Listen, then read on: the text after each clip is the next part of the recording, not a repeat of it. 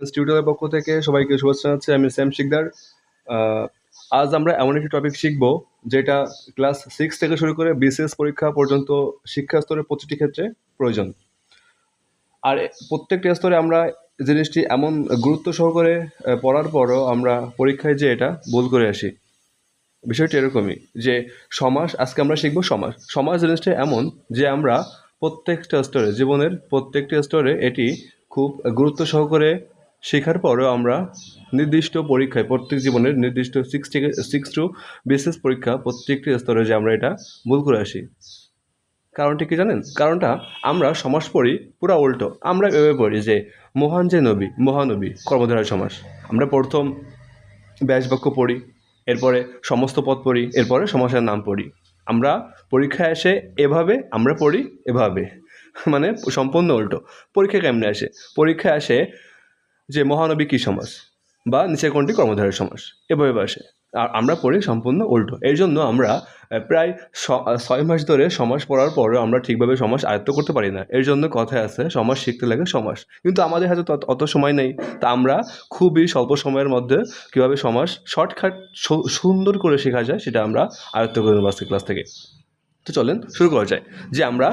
শুরু করা যাক। তো আমরা কীভাবে একটি মাত্র শব্দ দেখেই বলতে পারি এটি কী সমাস বা ধরতে পারি এটি কী সমাস, এটা শিখে নিই।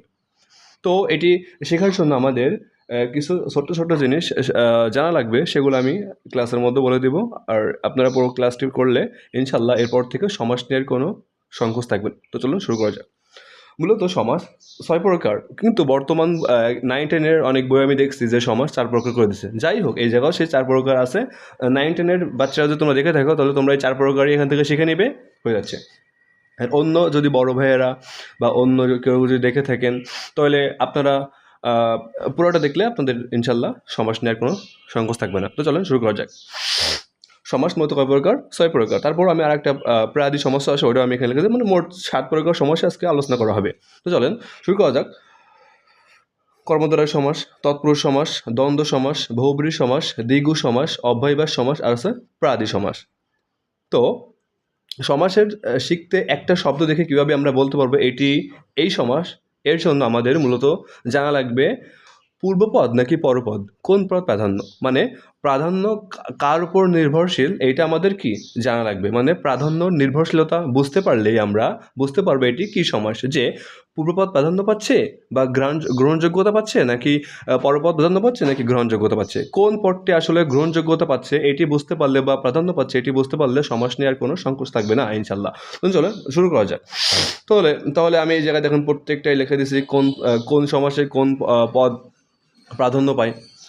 তো এখানে যে এই যে কর্মধারয় সমাস, এটা কি পরপদ প্রাধান্য, এই জায়গা ওটা একটু পরে বলি। এই যে দ্বন্দ্ব সমাস কি উভয় পদ প্রাধান্য পাচ্ছে। তারপরে বহুব্রী সমাস, এটা কি তৃতীয় পদ প্রাধান্য পাচ্ছে। আর হচ্ছে এই যে অব্যয়ভাব সমাস, এটা কি পাচ্ছে পূর্বপদ। আর বাকি যে পদগুলো আছে, বাকি যে সমাসগুলো আছে প্রত্যেকটি পরপদ প্রাধান্য পাচ্ছে। তাহলে কিছু উদাহরণের মাধ্যমে আমরা পুরো সমাসটা বুঝে নিই। তো এই যে দ্বন্দ্ব সমাস, প্রথমে এটা দিয়ে শুরু করি না। তো মনে করেন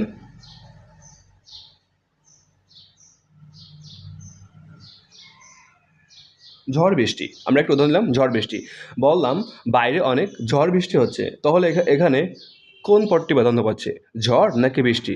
বললাম কি বাইরে অনেক ঝড় বৃষ্টি হচ্ছে, শুধু কি ঝড় হচ্ছে নাকি শুধু বৃষ্টি হচ্ছে?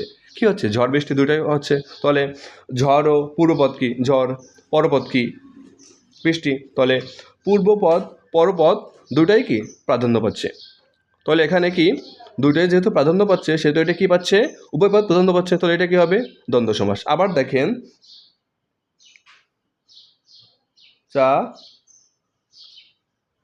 চা বিস্কুট, এই যে চা বিস্কুট, আমি বললাম বাসায় মেহমান আসলে আমরা কী দিই, শুধু চা দিই নাকি বিস্কুট দিই?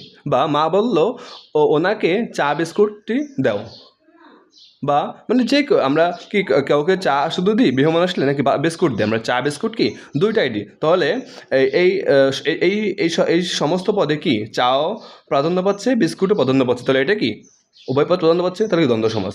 আবার মা বাবা।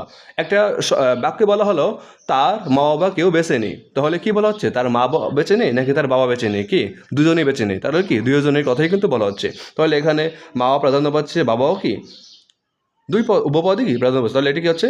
দ্বন্দ্ব সমাস। তাহলে আবার বলি যে দ্বন্দ্ব সমাজে কি উভয় পদ প্রাধান্য পায়, যে একটি সমস্ত পদের প্রত্যেকটি পদ বা পূর্বপদ পরপদ প্রত্যেকটি পদই কি প্রাধান্য পায়। যদি কোনো সমস্ত পদের উভয় পদ প্রাধান্য পায় তাহলে ওটা কী হবে? দ্বন্দ্ব সমাস। বুঝতে পারছেন তো আপনারা?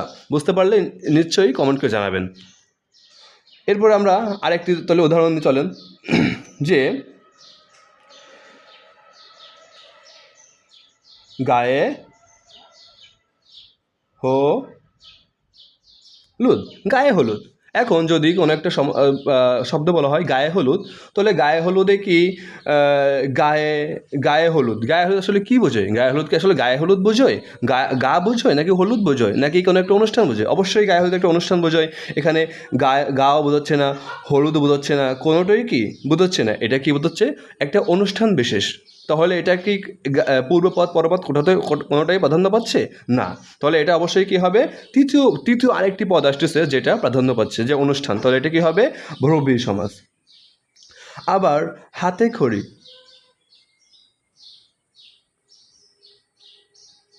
হাতে খড়ি, এই যে হাতে খড়ি, হাতে খড়ি কী বোঝায়? হাতে খড়ি বোঝায় প্রাথমিক শিক্ষা, বা আমরা ছোটোবেলায় মা বাবা বা কোনো একজন শিক্ষক শিক্ষিকার কাছ থেকে প্রথম যে স্বরে আ স্বরে অ এটা পড়ে, এটাই কি আমাদের জীবনের প্রথম শিক্ষা। তো এটাই কি আমাদের প্রাথমিক শিক্ষা। তো হাতে খড়ি তো সবাই জানেন, হাতে খড়ি বলতে কী বোঝায়? প্রাথমিক শিক্ষা। তাহলে এখানে কি হাতে বা খড়ি কোনো শব্দই কি প্রাধান্য পাচ্ছে?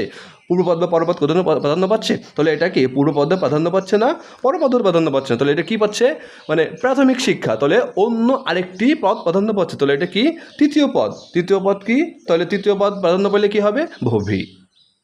চলেন তাহলে আরেকটি আমরা আরও একটি উদাহরণ দিই। উদাহরণ কি? যে উপজেলা। এই যে উপজেলা বলা হচ্ছে, উপজেলা কি?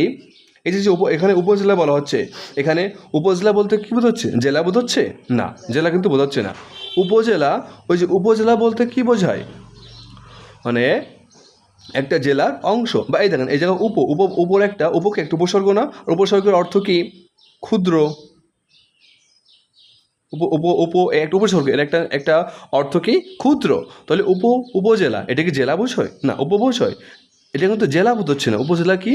জেলার একটি ক্ষুদ্র অংশ। তাহলে কি জেলাকে বোঝাচ্ছে?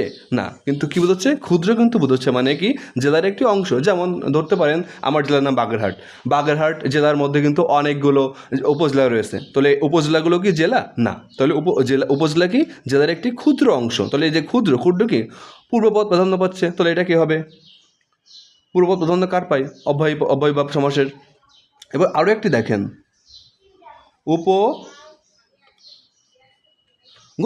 উপগ্রহ। এই জায়গায় গ্রহ কি? যে গ্রহ এই জায়গায় ক্ষুদ্র হইতে পারে, আবার সাদৃশ হইতে পারে। সাদৃশ ক্ষুদ্র আমরা যেটাই নিই সেটাই কিন্তু হচ্ছে। এখন উপগ্রহ কি কোনো একটা গ্রহ? না, কিন্তু গ্রহ কেমন?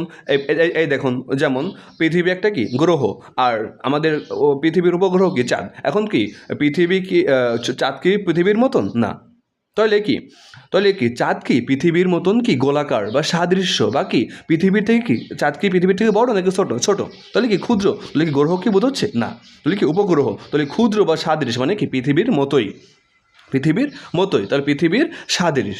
কিন্তু গ্রহ কিন্তু বোঝাচ্ছে না। গ্রহ কি পৃথিবী, উপগ্রহ কি চাঁদ। গ্রহের মতো। তাহলে কি পূর্বপদ প্রাধান্য পাচ্ছে, পরপদ কি প্রাধান্য পাচ্ছে? না, পূর্বপদ প্রাধান্য পাচ্ছে। আর পূর্বপদ প্রাধান্য পাইলে আমরা কি জানি? কোনো যদি সমষ্ট পদের পূর্বপদ প্রাধান্য পায় তো এটা কি? অব্যয়ভাব সমাস। তাহলে বুঝতে পারছেন তো আপনারা? যদি বুঝতে পেরে থাকেন তাহলে অবশ্যই এই তিনটা সমাস যদি বুঝতে পেরে থাকেন, ক্লিয়ার হয়ে থাকে, তাহলে অবশ্যই কমেন্ট করে জানাবেন। তাহলে আমরা কিন্তু দ্বন্দ্ব সমাস, বহুব্রীহি সমাস, অব্যয়ভাব সমাস শেষ করে ফেললাম। তাহলে চলেন আরও কিছু উদাহরণের মাধ্যমে আর এই যে অন্য যে সমাসগুলো রয়েছে যে কর্মধারয় সমাসের অন্য যে সমাসগুলোর পরপদ প্রাধান্য পায়, যে কর্মধারয় সমাস, তৎপুরুষ সমাস, অব্যয়ভাব সমাস, প্রাদি সমাস, এই সমাসগুলো কিন্তু একটু মানে মনে রাখা বা বোঝা কিন্তু একটু জটিল মনে হয় অনেকের কাছে, যে প্রত্যেকটারই তো পরপদ প্রাধান্য পাচ্ছে। তাহলে আমরা কেমনে বুঝবো কোনটা কোন সমাস? হ্যাঁ, তাহলে চলেন আমি এখন যে উদাহরণগুলো দিয়ে বোঝাবো, এগুলো বুঝলে এই জটিলতা আপনাদের মনে আর থাকবে না ইনশাল্লাহ। তাহলে চলেন আমরা শুরু করি। তাহলে আমি কিছু উদাহরণ লিখে নিই। যেমন সিংহাসন, এরপর আবার প্রভাত, এরপর আবার চা বাগান, এরপর আবার চৌরাস্তা। ইনশাল্লাহ ক্লাসটা আপনারা যদি সুন্দর করে দেখে শেষ করতে পারেন, 6 to BCS যে কোনো শিক্ষা স্তরের পর্যায়ের সবাই ইনশাল্লাহ সমাস নেওয়ার কোনো সন্দেহ থাকবে না, সমাস নেওয়ার কোনো সংকোচ বা ভয় থাকবে না ইনশাল্লাহ। চলুন আমরা বাকি চারটে সমস্যা এরকম সুন্দর করে শেষ করে ফেলি। তাহলে আমরা প্রথম এই সিংহাসন, এই যে সিংহাসন বা আমরা সিংহাসন না বলে আমরা পেছন দিক দিয়ে শেষ করে আসি, তার আরও ভালোবেসে বুঝতে শুরু। আমরা এই প্রভাতে যাই। এই প্রভাত, এই যেহেতু আমাদের দ্বিগু, তারপরে ছিল বহুব্রীহি, তারপরে হচ্ছে অব্যয়ভাব শেষ না, তো আমরা এই প্রাদি থেকে তারপরে হচ্ছে দ্বন্দ্ব, বহুব্রী, অব্যয়ভাব শেষ, আমরা প্রাদি, দ্বিগু, তৎপুরুষ, কর্মদ, এভাবে আমরা পেছন থেকে আমরা অন্যগুলো শেষ করে দেবো। তাহলে আমরা দেখেন প্রভাত, এই যে একটি কি উপসর্গ, এতে কি বোঝায়? প্রকৃষ্ট বোঝায়। প্রকৃষ্ট কি মানে ভালো কিছু বোঝায়, প্রকৃষ্ট মানে মানে সুন্দর কিছু বা এরকম কিছু একটা বোঝায় প্রকৃষ্ট দিয়ে। মানে প্রো কি একটা উপসর্গের অনেকগুলো কিন্তু অর্থ হয়ে থাকে। আমরা একটা অর্থ নিলাম প্রকৃষ্ট। আর এই যে ভাত মানে যে আমরা ভাত খাই ওটা না, কিন্তু এটা কিন্তু যুক্ত আছে। তাহলে ভাত, এই ভাত দিয়ে কী বোঝাচ্ছে? আলো। ভাত দিয়ে কী বোঝাচ্ছে? আলো। এই যে প্রভাত মানে কি? মানে সকাল, একেবারে সকালবেলায়, মানে ভোরবেলা বোঝায়। তাহলে অন্ধকার কেটেই তো ভোর হয় বা সূর্যের আলো বের হয়। তাহলে মানে কি এই প্রভাত মানে কি? প্রভাত মানে কি? মানে মানে পুরো একটা ভোরবেলা বা খুব সকাল। তাহলে এই যে ভাত শব্দ মানে আমরা যে ভাত খাই ওই অর্থ হবে? এবার চাও ওরকম কিছু হবে না, এটা কিন্তু আলো। আর মানে কি? প্রকৃষ্ট। এখন এই যে তাহলে যে এই জায়গায় কি আমাদের প্রকৃষ্ট বোঝাচ্ছে, নাকি এই যে প্রভাত দিয়ে আলোকে নির্দেশ করতেছে? যেহেতু অন্ধকার দূর হয়েই মানে সকাল হয়, বা মানে রাতের অন্ধকার দূর হয়েই ভোরবেলা আসে বা সূর্যের আলো বের হয়। তাহলে প্রভাতও কি সেই ভোরবেলা না? তাহলে ভোরবেলায় কি মূলত অন্ধকার দূর হয়ে কিন্তু ভোরের আলো ফোটে। তাহলে আলো বোঝাচ্ছে না? তাহলে এই প্রকৃষ্ট কিন্তু পূর্বপদ কিন্তু প্রাধান্য পাচ্ছে না, এখানে আলো কি পরপদ প্রাধান্য পাচ্ছে কিন্তু। তাহলে এটা কি এটাও কিন্তু পরপদ প্রাধান্য পাচ্ছে। এরপরে দেখেন, তাহলে পরপদ প্রাধান্য কিন্তু পাইল। তাহলে আর পরপদ প্রাধান্য পাইছে, এটা কিন্তু প্রত্যেকটারই পরপদ প্রাধান্য পাবে। তাহলে আমরা কেমনে বুঝবে প্রভাত কি সমাস? তাহলে এখন দেখেন কেমনে বুঝবো যে আমরা কিন্তু প্রকৃষ্ট বা এটা কিন্তু পূর্বপদ, এটা কিন্তু প্রাধান্য পাই নাই, কি প্রাধান্য পাইছে? পরপদ। তাহলে এটা অবশ্যই যে কর্মধারয়, তৎপুরুষ, দ্বিগু বা প্রাদি যে কোনো একটি সমাস হবে। এবার আমি দেখেন প্রাদির এই জায়গায় আর একটু যোগ করে দিচ্ছি উপসর্গ। তাহলে পরপদ প্রাধান্য পাবে, সাথে পূর্বে কি থাকবে? উপসর্গ। তাহলে একটু উপসর্গ না? তাহলে প্রভাত কি হবে? প্রাদি সমাস। বুঝতে পারছেন তো? তাহলে এরপরে দেখেন চৌরাস্তা, এই যে চৌরাস্তা, এখানে আর একটু সুন্দর করে লিখি চৌরাস্তা, তাহলে বুঝতে সুবিধা হবে। চৌরাস্তা, এই যে চৌরাস্তা মানে কি?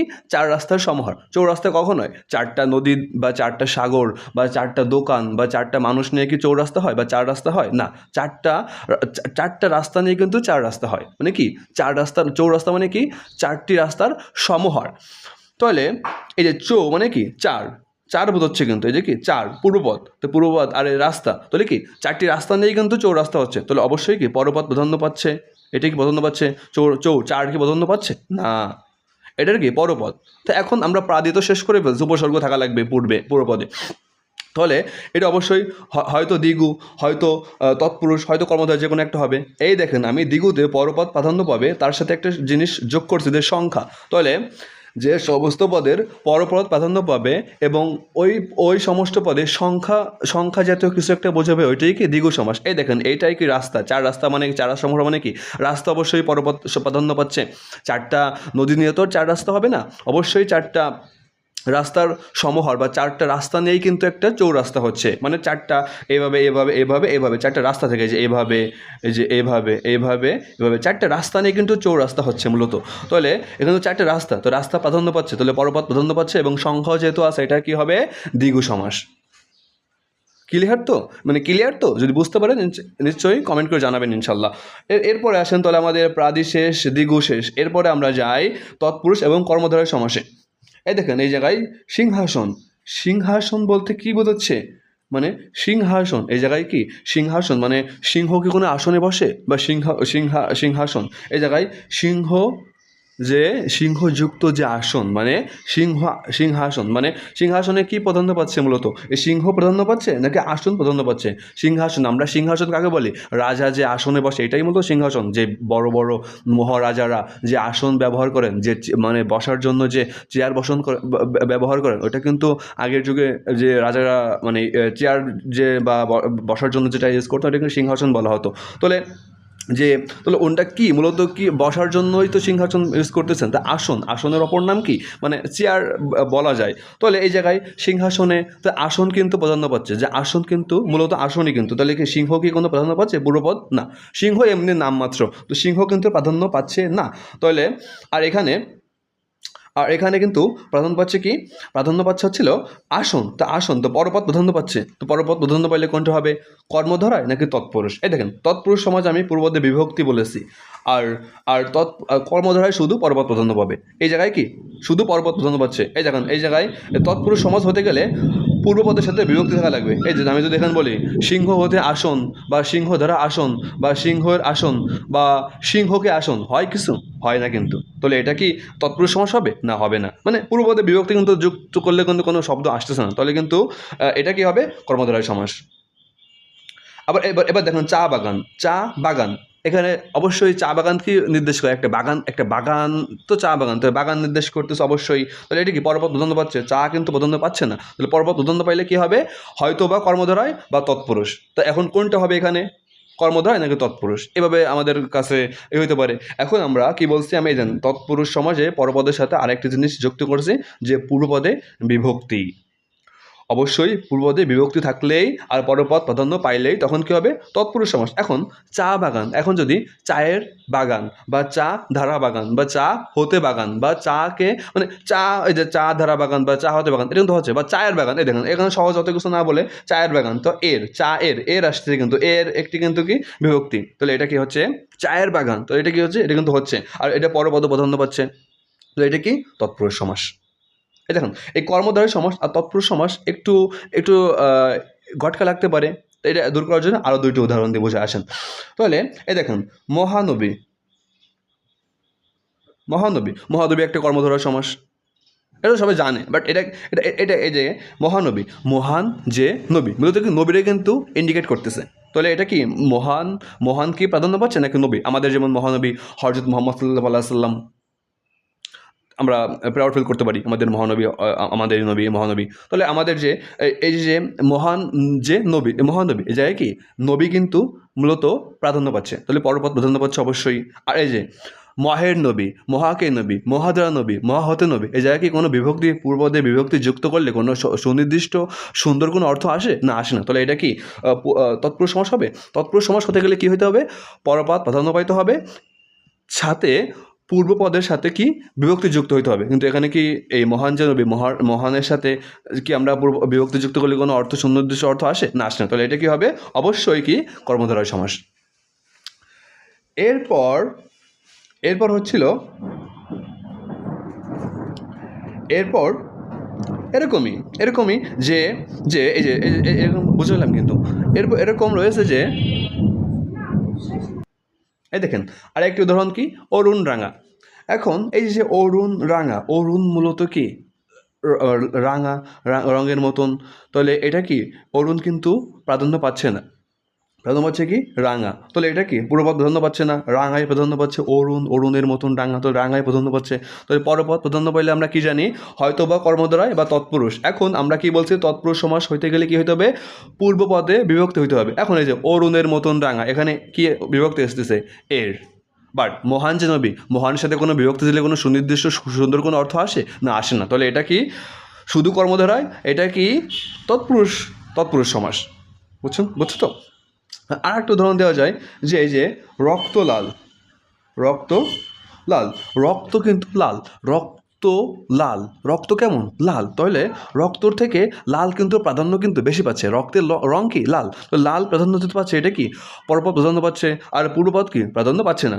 আমরা জানি কি পূর্বপদ প্রাধান্য পাইলে কি তৎপুরুষ সমাস হয়, পূর্বপদ প্রাধান্য পাইলে কি তৎপুরুষ সমাস, আবার কর্মধারয় সমাস। এখন কোনটা হবে, এখন দেখেন রক্তের সাথে যদি, রক্ত কি পূর্বপদ, রক্তের সাথে যদি বিভক্তি যুক্ত করি, রক্তের মতন লাল, রক্তের মতন লাল, রক্ত, এই রক্তের সাথে কি আসতেছে এর, এর কি একটি বিভক্তি, অতএব যেহেতু রক্তের পূর্বপদের সাথে বিভক্তি যুক্ত করতে পারতেছি, তাহলে এটা একটি কি তৎপুরুষ সমাস। কিন্তু এই যে মহান জবি, মহান যে নবী, মহানবী বা সিংহাসন, এই যে এদের পূর্বপদের সাথে কোনো বিভক্তি যুক্ত করতে পারি না, এর জন্য এটা কি কর্মধারয় সমাস, আর এগুলো কি তৎপুরুষ সমাস। আবার বলতেছি যে কর্মধারয় সমাসে কি পরপদ, তৎপুরুষ সমাসে পরপদ, এরপরে দ্বিগু সমাসে পরপদ, প্রাদি সমাসে পরপদ, কিন্তু দ্বন্দ্ব সমাসে উভয় পদ, তারপর হচ্ছে বহুব্রী সমাসে তৃতীয় পদ, আর অব্যয়ভাব সমাসে পূর্বপদ। একটা বিষয় কিন্তু ইন্টারেস্টিং যে দ্বন্দ্ব সমাসের পুরো অপোজিট মানে বিপরীত কি বহুব্রী সমাস, দ্বন্দ্ব সমাসে উভয় পদ প্রাধান্য পায়, আর বহুব্রী সমাসে শুধু কি পায় প্রাধান্য পায় তৃতীয় পদ প্রাধান্য পায়, মানে পূর্বপদ পরপদ কোনোটাই প্রাধান্য পায় না। তো আপনারা বুঝতে পারছেন তো শুরু থেকে শেষ পর্যন্ত। এই ক্লাসটি ইনশাল্লাহ যদি সুন্দর করে বুঝতে পারেন তো 6 to বিসিএস পরীক্ষা শিক্ষাক্ষেত্রের কোনো স্থানে আপনি ইনশাল্লাহ সমাস নেওয়ার কোনো ভয় লাগবেই না, আপনার ইনশাল্লাহ পুরা সমাস হয়ে যাবে আজকে H2O, মানে পানির মতন হয়ে যাবে ইনশাল্লাহ। তো যদি ক্লাসটি ভালো লাগে লাইক দিয়ে পাশে থাকবেন এবং সাবস্ক্রাইব করে এরকম আরও বিভিন্ন সুন্দর সুন্দর ইফেক্টিভ ক্লাস পেতে আমাদের চ্যানেলকে সাবস্ক্রাইব করে আমাদের সাথে থাকবেন। আল্লাহ হাফেজ।